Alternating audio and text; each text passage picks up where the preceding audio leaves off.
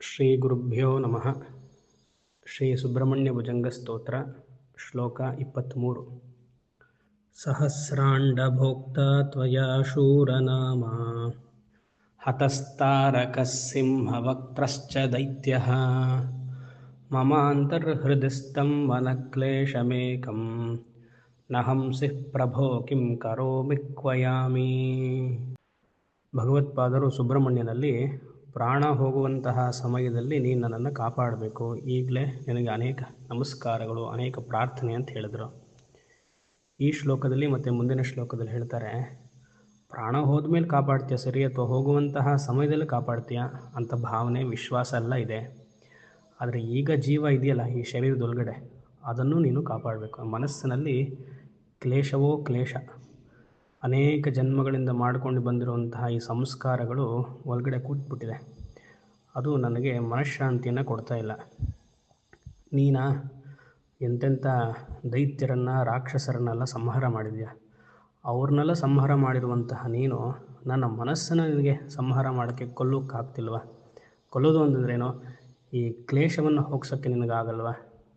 ಒಂದೇ ಒಂದು ಜೀವಿಯ ಕ್ಲೇಶ.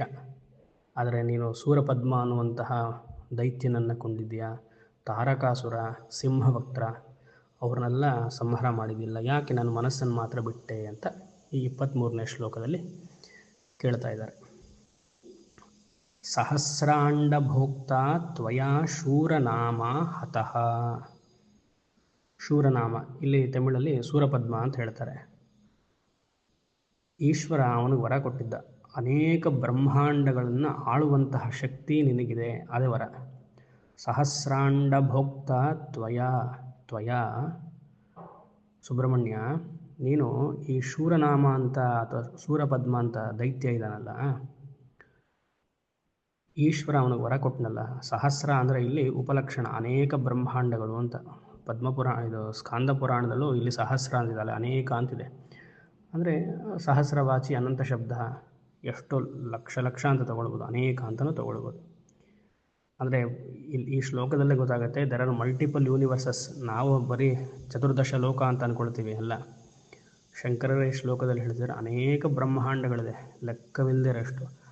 ಆ ಎಲ್ಲ ಬ್ರಹ್ಮಾಂಡಕ್ಕೂ ಈ ದೈತ್ಯ ಶೂರಪದ್ಮ ಒಡೆಯಾಗಿದ್ದಂತೆ. ಅಂಥವನ್ನನ್ನು ನೀನು ಸಂಹಾರ ಮಾಡಿದೆಯಲ್ಲ. ಅದೇ ವಂಶದಲ್ಲಿ ಬಂದಿರುವಂತಹ ಸಿಂಹವಕ್ತ್ರ ಹತಃ ಅನ್ನೋದು ದೈತ್ಯ,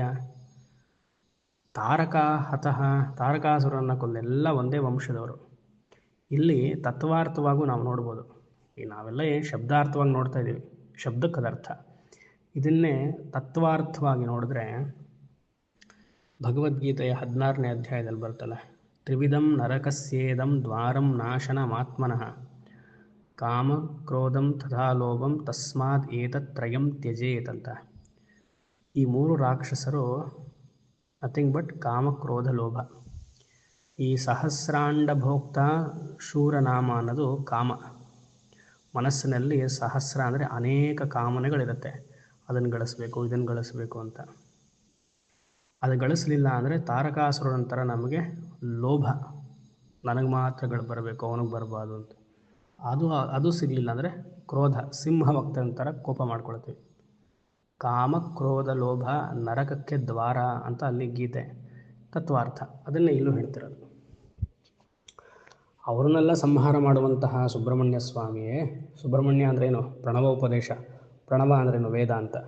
ವೇದಾಂತದ ಮೂಲಕ ನನ್ನ ಕಾಮ ಕರ್ಮ ಹಾಗೂ ಲೋಭವನ್ನು, ಕ್ರೋಧವನ್ನು ಹೋಗಲಾಡಿಸ್ಕೊಳ್ತೀನಿ. ಈ ಮನಸ್ಸನ್ನು ಸ್ವಲ್ಪ ಸರಿ ಮಾಡಪ್ಪ. ಮಮಾಂತರ್ ಹೃದಯಸ್ಥಂ ಮನ ಕ್ಲೇಶಮೇಕಂ ಏಕಂ ಕ್ಲೇಶಃ ಮಮ ಮನಃ ಅಂತಃ ಸ್ಥಿತಂ. ನನ್ನ ಮನಸ್ಸಿನಲ್ಲಿ ಕ್ಲೇಶ ಅನ್ನೋದು ಹಲವಾರು ಜನ್ಮಗಳಿಂದ ಈ ಸೂಕ್ಷ್ಮ ಶರೀರದಲ್ಲಿ ಕರ್ಮದಲ್ಲಿ ಕೂತ್ಬಿಟ್ಟಿದೆ, ಸಂಚಿತವಾಗಿಬಿಟ್ಟಿದೆ. ಅದನ್ನು ಹತಃ, ಇನ್ನು ಅದನ್ನು ಸಂಹಾರ ಮಾಡು. ಒಂದು ಪಕ್ಷದಲ್ಲಿ ಮಾಡಲಿಲ್ಲ ಅಂತಂದರೆ ನ ಹಂಸಿ, ಹೇ ಪ್ರಭೋ ನ ಹಂಸಿ, ನೀನು ಕೊಲ್ಲಿಲ್ಲ ಅಂದರೆ ಕಿಂ ಕರೋಮಿ, ನಾನು ಏನು ತಾನೇ ಮಾಡೋಕ್ಕೆ ಸಾಧ್ಯ?